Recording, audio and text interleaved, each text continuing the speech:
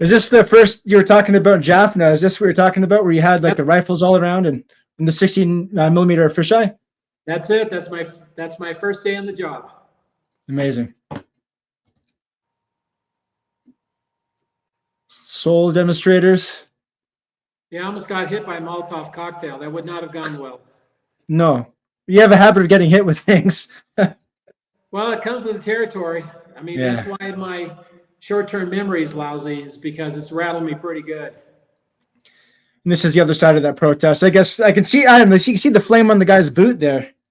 Yeah. Another guy came up behind him with a fire extinguisher. That's a day job I wouldn't like. I think I've got to make an addition to this picture, and I'm going to blow it up really big because I think it would be stunning as a large photo. Yeah, that's just that he has the bullets around his neck there. You know, that stadium behind him is where all the Khmer Rouge were killing and executing people, the citizens. Crazy. This was at near the border of Cambodia and Thailand, the Site 2 refugee camp. See, I've got a sense of humor. If you look at my stuff, you'll see that I've got a sense of humor that blends in. In fact, I got in trouble for it one time. I entered in the photo category. There was a humor category. There was a major earthquake in Philippines that killed a bunch of people. And one of the buildings was not a real big building, but you could see the whole 2 or 3 story building. It was on stilts. And the reason it was on cement blocks is because the flooding of the water. Oh, wow. So what had happened, the earthquake had knocked the building sideways. And I had a picture of a guy talking to another guy, and the guy's got his hand leaning against the wall, just chatting, kind of like you lean against the wall talking. And it looks like he's holding the building up. And I thought that was pretty funny. And so the judge was going by, and it was live judging. You can see what the judges made in the comments. And he says, "What's this doing in the humor category?" And I said, "That's disgusting." And I just crawl into a hole. And oh, man. That judge was Dave LaBelle, a very prominent newspaper photographer, award-winning. He taught at a university. He was a great guy. He came up to me in private and said, "Actually, Jeff, it is funny as hell." But he thought he had to say this like I'm the the advisor, the instructor. I've got to make sure that the photographers know what the correct thing to do is. But in private, he thought it was funny. Some propriety. Here's my humor coming out again. This is a Scud attack. And at that time, I didn't bother with a mask. This lady down below, she isn't bothering with it either. I mean, she's fed up with the whole thing. Yeah. You got a lot of color in there. There's a lot of it. This is like the Norman Rockwell of troop patrols. It just looks perfect. This is what I say, that my stuff is too perfect. And there's not this, what do you call it? This avant-garde kind of, the French, they have this blurry look, where it's got emotion. And I wish I could do more of that, but it probably has a lot more feeling. But on the other side of the coin, if you got to have a Norman Rockwell type of shot, this would be it. Again, the humor. I mean, guys are shooting guys with guns. They're in trenches. They got muddy faces. You think of Larry Burroughs, and the soldiers in shock. You don't see this. This Yeah, there's smoke break. Totally off the wall. And there's been some gallerists that have approached me, but they don't know how to peg me. That's a good problem to have, I guess, right? I won a lot of awards. I mean, I won a ton of awards, but I haven't really won. I was going to come in second place, I was told by the original photographer judge, that he was going to give me the Pulitzer for Tank Man. But he had to recuse himself because David Turnley, who also worked on the Detroit Free Press, he was up for it. Well, he won it, so I guess if you want to win, you better not give it to the guy who might win. But he won the Pulitzer maybe, but I don't know his photo. But I know yours. I know David very well. We're friends. and Peter, the brothers are brothers. They're twins, great photographers. And I remember I was in New York and I ran into, just by chance on the street near the AP office, I saw David. And I said, David, because everybody thought I was going to win the Pulitzer. I said, David, do you know when the Pulitzers are coming up? And he goes, I don't know, Jeff. I've never won a Pulitzer before. He was kind of irritated, actually. So what I did is I sent, when I found out he won, I sent a message. I knew he was in South Africa. He was on assignment. I sent a message to AP and I said, please forward this to Dave eternally. And the message said, David, remember when I asked you when the Pulitzers were? And I said, well, now you know. Congratulations. Enjoy the lights. Okay. And so, so it's,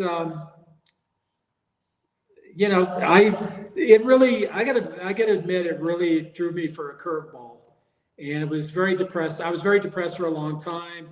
I ended up having a divorce. I think that not getting that somehow had an impact on me getting a divorce. It threw my life upside down. It's like I've been climbing the stairs, going up the ladder for so long, struggling, risking my life, trying to get to this one thing I wanted since I was 12 years old. And then I fell off the ladder.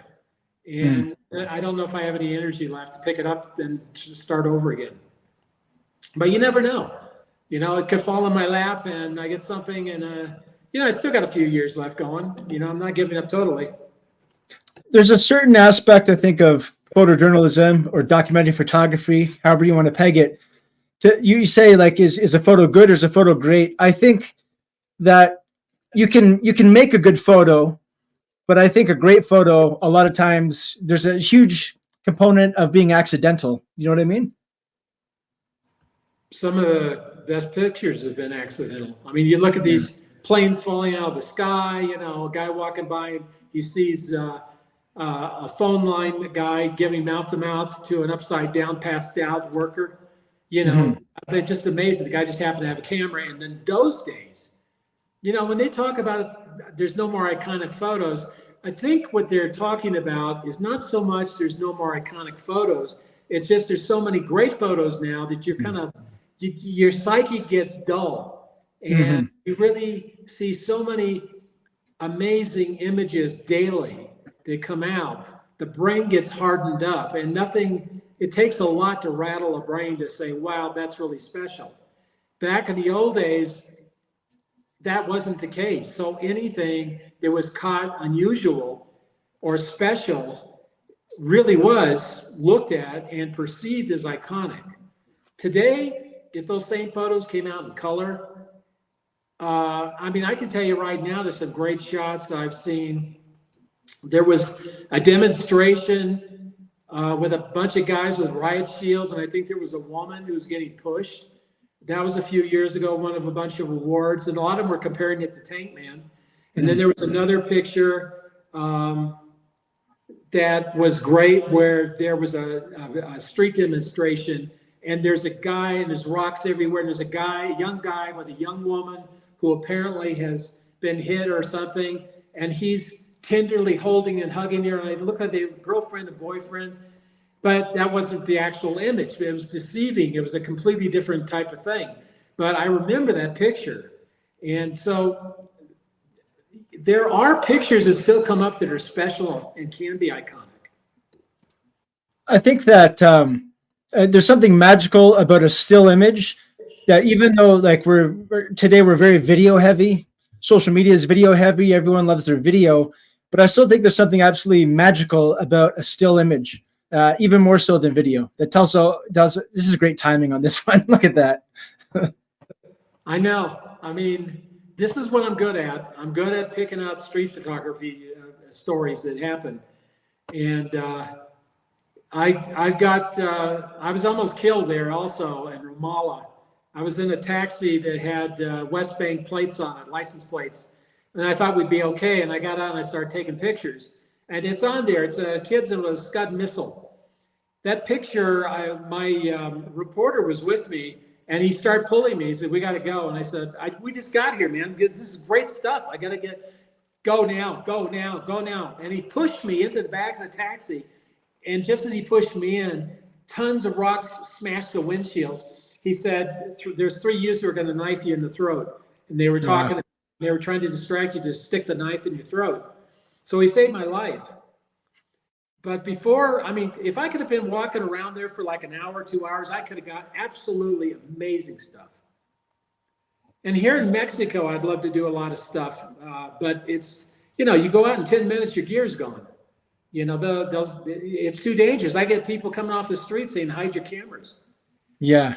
You need 2 guys, 3 guys with you here to watch your back. And you have to pay off people. You know, there's guys that run the local districts, you know, and you gotta, you know, it's not easy here.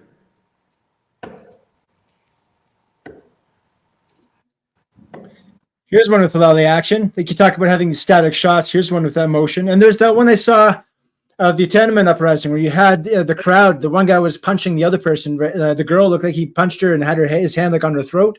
You know what? Even this picture looks like there's action. It's still a static shot. It's too perfect. Look at it. There's no real motion. There's nothing out of whack. There's not like something that's out of place.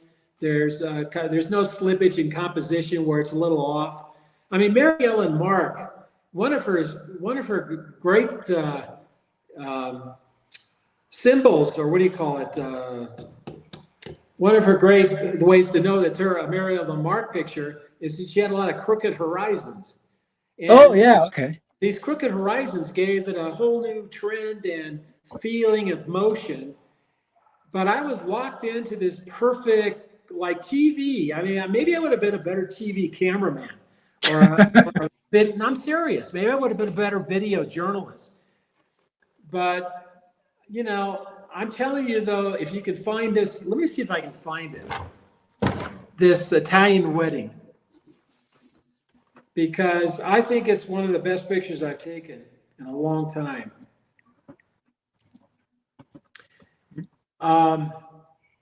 You know what? It's got to be in my Facebook page. Can you get my Facebook page up? Yeah, I'm just on your international page here. No, okay, so I'll go for your Facebook page here. You got to go to Facebook. Yeah. Ooh, my bad. There we go. You got to go to Facebook. Let me just share the screen. And if you're going to have to go back a ways. You're going to have to just go down the pictures a ways. Okay, keep going. This is Facebook, right? Yep. Okay, keep going. And you're going to be looking for Italy. Keep going.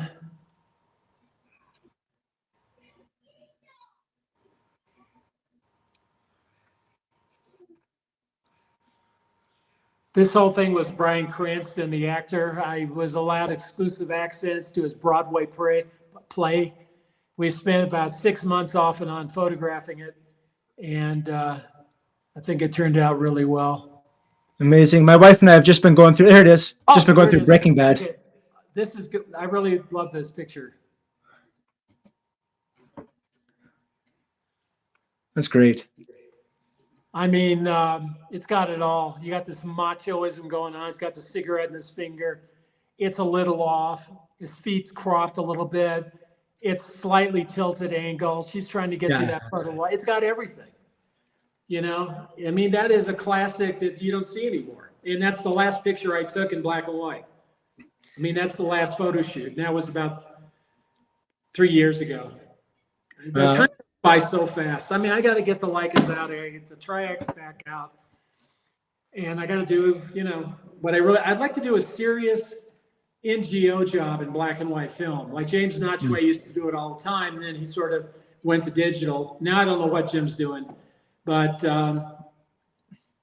if I had to give 1 to 10 for a street photography picture, now it's hard to, if you blew it up, you'd see it better. It's kind of small. It's better big. I thought about cropping more to the left to bring it in a little tighter, but I think it's, you know. No, it's good composition the way it is. It's like you said, you crop up his foot. It's a little bit at an angle. It reminds me of jazz, right? It's I'm a big jazz fan, and it's to say you got to know all the rules so you know how to break them effectively. I might even recrop a lot of these older photos. You know, I may go through there and try to play around with them.